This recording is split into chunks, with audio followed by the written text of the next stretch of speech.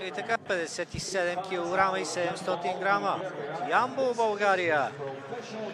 С професионален дебют. Това е Даниел Асенов.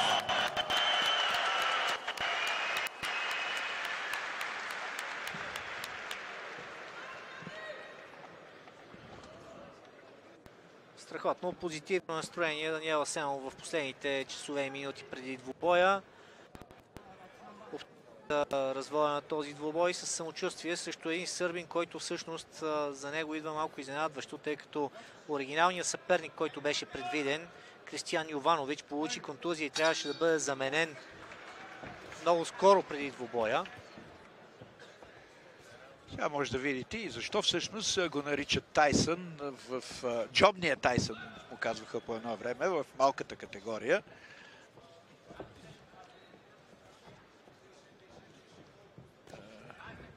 Хубав ляв прав в тялото. Умело скъсява дистанцията, именно там си служи със своите апъркъти и крушета. Още един път видяхме неговото десно круше, когато усети, че е дошъл момента, т.е. на удобната за него дистанция.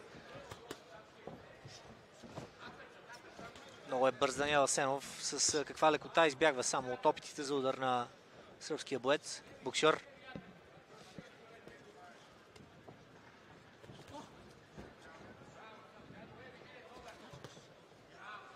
Нали, с тебе го предупредихме да не... Помолихме го да не печели матча си твърде бързо, за да види и публиката, пък и цяла Европа, даже целият свят, благодарение на тази телевизия, на какво е способен той. И той изглежда, че точно това прави. Неговите удари, забелязвате, че по-голяма част от тях попадат в ръкавиците. Не знам дали това е умишлено. Да не ни слуша нас по-добре, защото така създаваме предпоставки за теория на конспирацията. Колкото може по-бързо да си бие, най-добре. Хубаво ще да бъде, ако успее да победи своя съперник така с бързина.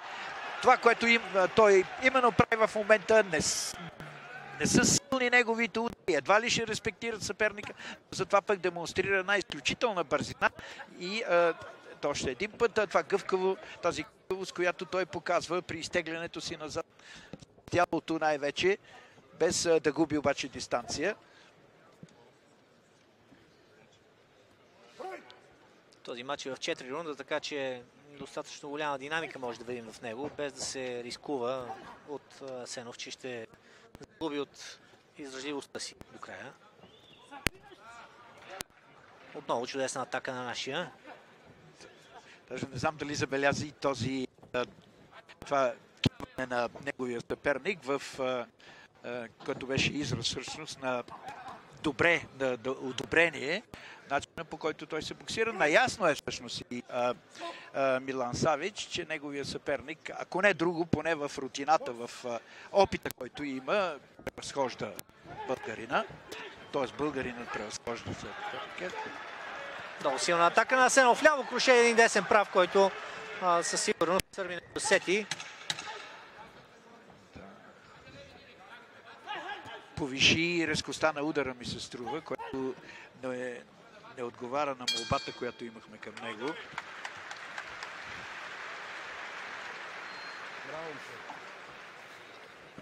Има достатъчно поводи за вдъхновение Даниел Асенов. Той се бие в днешната вечер, разбира се, с мисъл и за малкия си син и не на последно място за по-малките си братя, за които той е пример за подражание.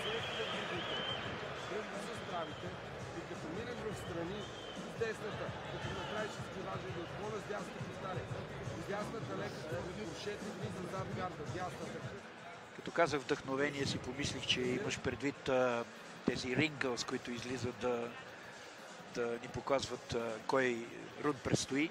Те са вдъхновение за публиката. Даниел Асенов в момента слуша вещите наставления на своя треньор. Как би могъл да подобри още своята игра.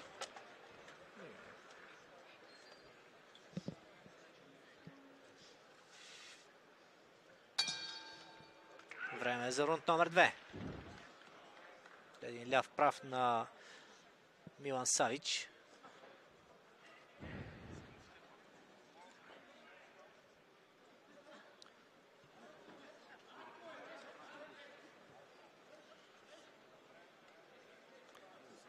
Пристъпва с ситна крачка напред Асенов.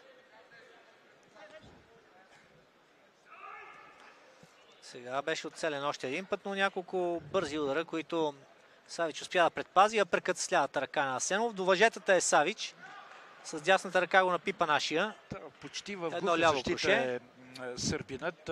Виждаме, че при атаките на Даниел Асенов той е дигнал ръцете си, плътно е затворил гарда си.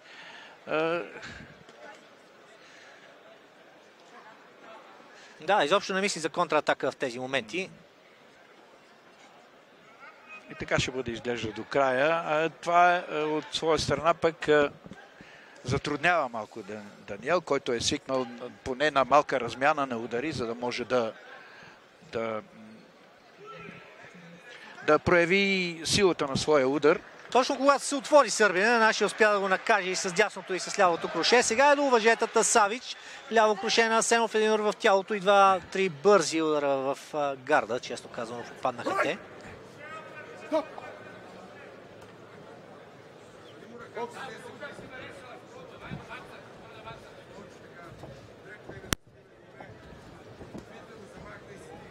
Това са такива лъжливи, финтови движения напред, понеже не му остава нищо друго, освен да предизвика съперника си, да покаже, че той може да бъде пасивен, така че Савич да тръгне в атака. Именно тогава той може да се открие и тогава Даниел може да прояви своята бързина на реакцията, да го контрира, което несъмнено той го може много добре. И затова са тези леви прави. Ето сега леко посегна напред Савич и веднага бе контриран с дясно круше. И сега едно ляво круше от страна на Даниел.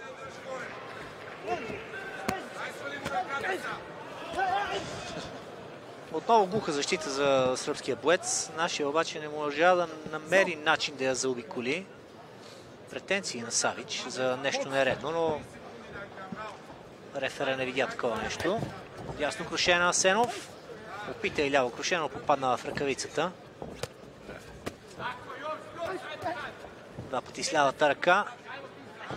Вече виждаме кръв по челото на Милан Савич и това не е никак случайно.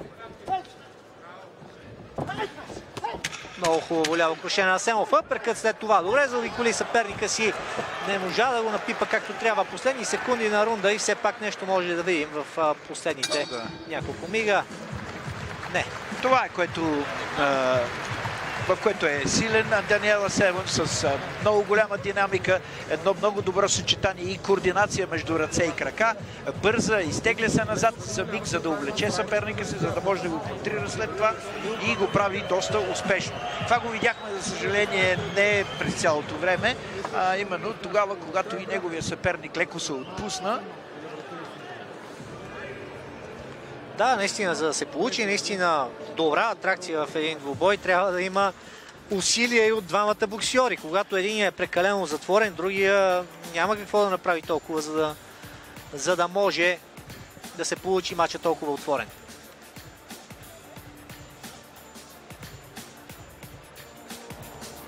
Няма друг шанс за Савич, освен да приеме тази защитна тактика, защото всеко едно негово посягане бива наказано благодарение на бързината, с която провежда своите акции българският Тайсън. Тази бързина се надяваме да я видим сега и в третия рунд.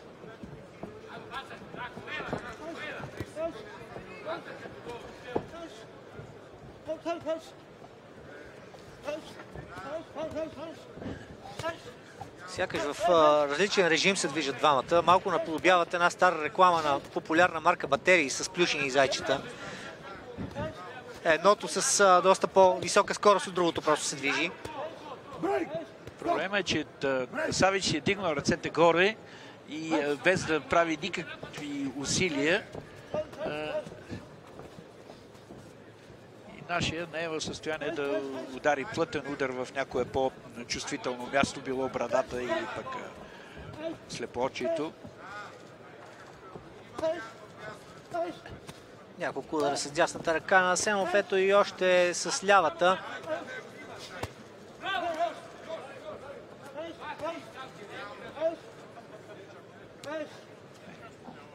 близкия бой също се справя добре на нашия.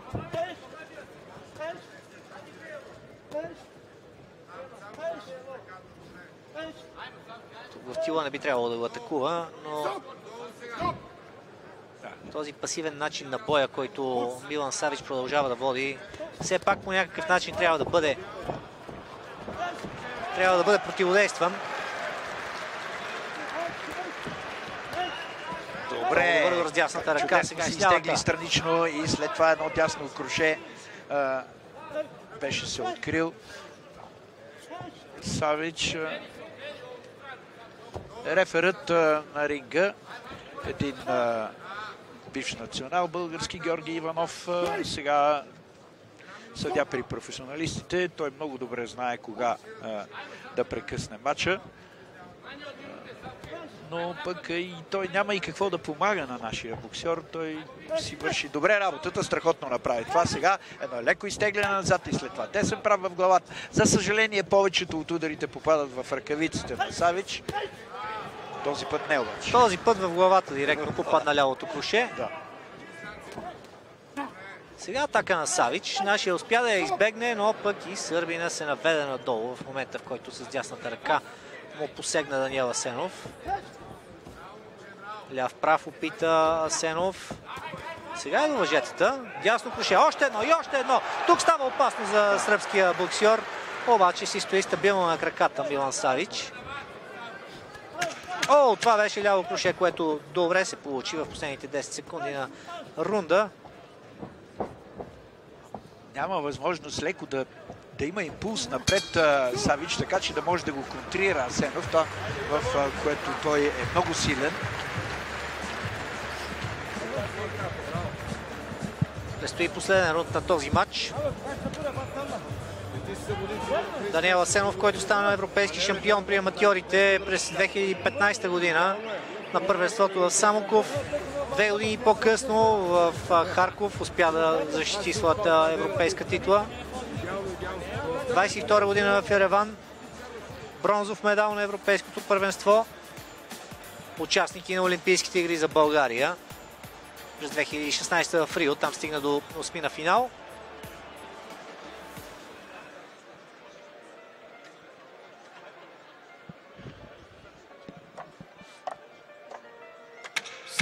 Неговият дебют в професионалния бокс е част от подгряващата програма преди големите сблъсъци. Тервел Пулев срещу Роли Ламберт и след това Кубрат Пулев срещу Игор Шевердуцки. Битки за шампионски трофеи на WBA. Тези матчове са планирани да започнат не преди 22 часа. Знае вече Милан Савич, че няма какво да пести и затова той реши да рискува малко повече в самото начало на този последен рунд, четвъртия. Ето още един път нещо. Тегли се обаче назад. Този път не е, застана на едно място и търсеше своя съперник с десен прав в главата. Направи го и след това и апърката на Даниел.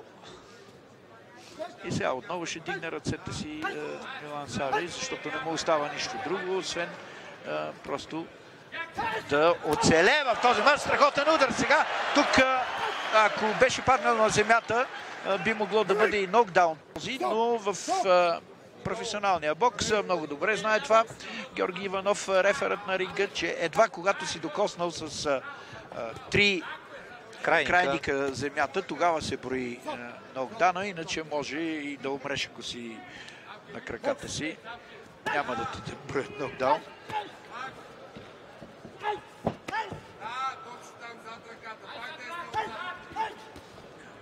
Опитва вече леко още по-голям интензитет да играе Даниел Асенов. Усеща, че съперника му е добре подкован и може и да бъде проснат на пода в последните секунди. Да видим дали ще се случи. Последователни десни прави в главата.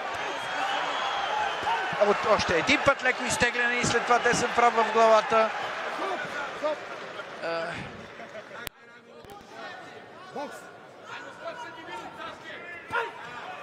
Още един път дясното круше направо го разбива Даниел Асенов, обаче трябва да кажем, че здрава брадичка. Образно казано има сърбина. Множество удари в областта на слепоочието, най-вече в областта на челюстта отстрани.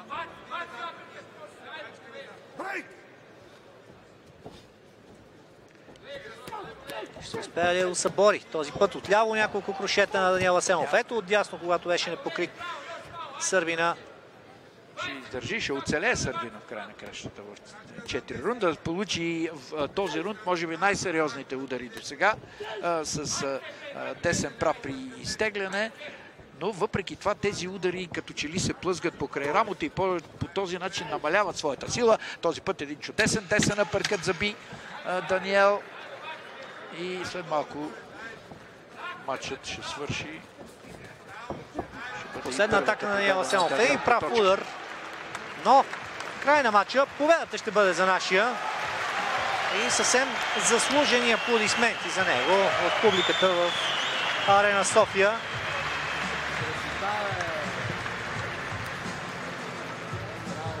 Победата е категорична. 40 на 36 би трябвало да е резултата. Нямаше нокдауни.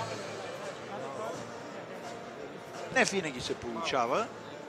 Стига да не свикне Даниел да мачка своите съперници, но да не ги наказва с ударите си, което той всъщност го може, поне от моите спомени от неговите аматьорски години.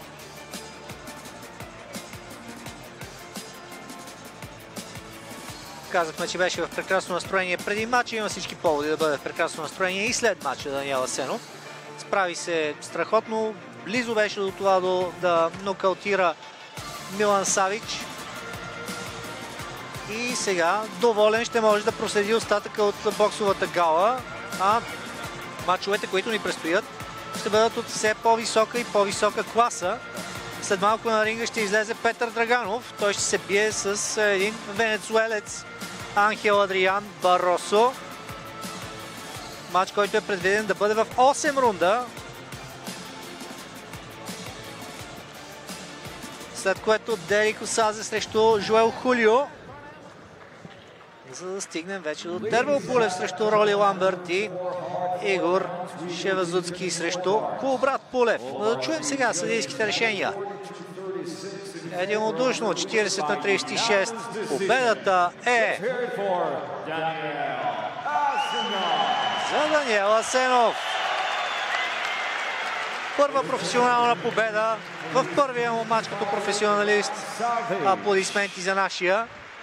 Сега е време за кратка пауза и отново се връщаме в Арена София за следващия двубой.